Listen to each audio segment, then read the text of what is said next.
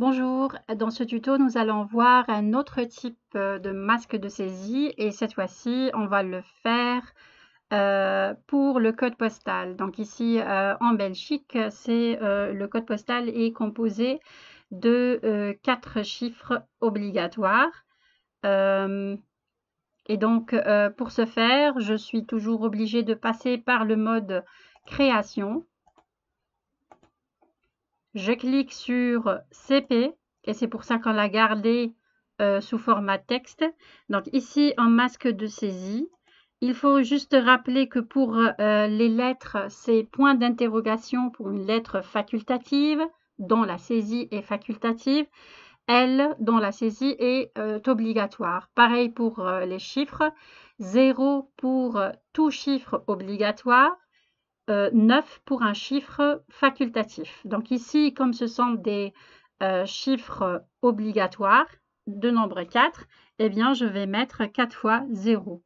1, 2, 3 et 4. Et donc, la saisie est obligatoire et c'est 4 chiffres. On va vérifier ça tout de suite. Donc, j'enregistre, je bascule et pour le CP, le premier CP est 1380. Donc, je vois mon guide qui est les petits traits ici. Donc, je sais qu'il y a un masque de saisie saisie. Et donc, 1380. 1380. Ouais, c'est moi qui suis trompée. 1380 et je valide. Voilà. Si par erreur, l'encodeur voudra faire moins, par exemple, 130 et je valide. Donc, j'ai un message d'erreur me disant la valeur entrée n'est pas appropriée au masque de saisie et il me le rappelle. 4 zéros veulent dire 4 chiffres obligatoires. OK. Et je rectifie. Pareil, si je fais plus, donc il ne voudra pas saisir au-delà. 1380. Voilà. Et je valide. Voilà pour le code postal. Pareil, on va voir pour le téléphone et pour le GSM. Donc ici, la règle est simple. Si je veux appliquer un masque de saisie, il faut que l'encodage soit plus ou moins uniforme. Maintenant, si l'encodage pour un champ donné n'est pas uniforme, une fois 5 chiffres, une fois 2 chiffres, une fois avec parenthèse, une fois avec slash, donc on ne peut pas utiliser le masque de saisie. Pour le téléphone, alors c'est un téléphone fixe. Ici en Belgique, les préfixes varient de 2 à 3. Et puis le reste, c'est toujours 6 chiffres. Alors pour ce faire, je bascule en mode création. Je dois avoir, si vous voulez, un format du résultat bien précis dans ma tête, du moins. Donc, par exemple, pour le téléphone, j'aimerais bien qu'il me le saisisse sous forme d'abord 3 chiffres, ensuite slash, 3 chiffres, point, 3 chiffres. Mais pour les 3 premiers chiffres, 2 sont obligatoires, le troisième n'est pas obligatoire. Par exemple, pour Bruxelles, alors le préfixe est 02.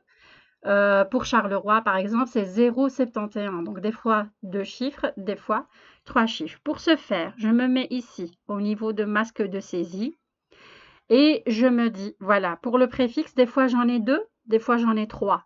Donc, 2 sont obligatoires, le troisième ne l'est pas. Donc, je peux déjà commencer par celui qui n'est pas obligatoire. Rappelons-le, pour les chiffres, c'est 0 pour le chiffre obligatoire, 9 pour un chiffre facultatif.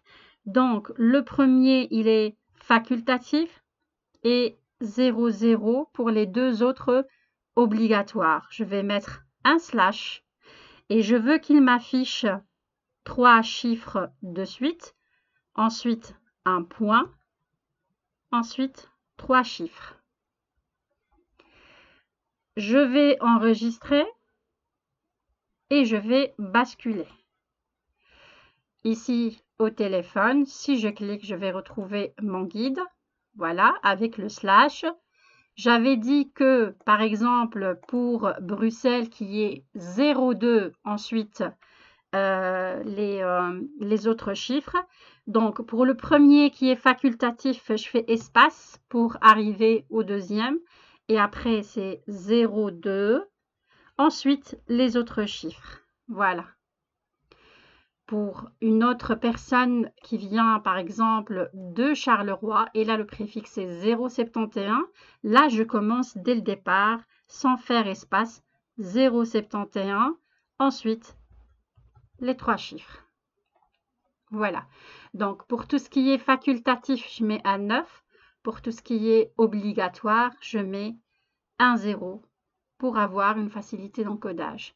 Pour le GSM, alors pour le GSM, quel que soit l'opérateur, on a exactement le même type d'encodage. Donc, par exemple, 0,497 / et là, j'aimerais bien le faire plutôt par 2.